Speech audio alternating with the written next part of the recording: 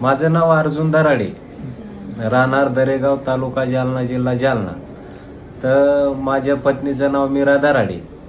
तर तिच्यासाठी दवाखान्यात जालन्याला घेऊन गेलो मी, तर फरक काय पडला नाही। त्याच्यानंतर औरंगाबादला घेऊन गेलो, फरक काय वाटला नाही। नाशिकला पण जिथं सांगन तिथं घेऊन गेलो बा, तर फरक काही वाटला नाही। चालणं होईना, पुन्हा त्याच्यानंतर बोलायला पण त्रास होऊ लागला, चालणं तर बिलकुल होईच नाही गेलं। तर आणि पुन्हा खराब होऊन गेली, म्हणजे तब्येत बी भरपूर हे झाली।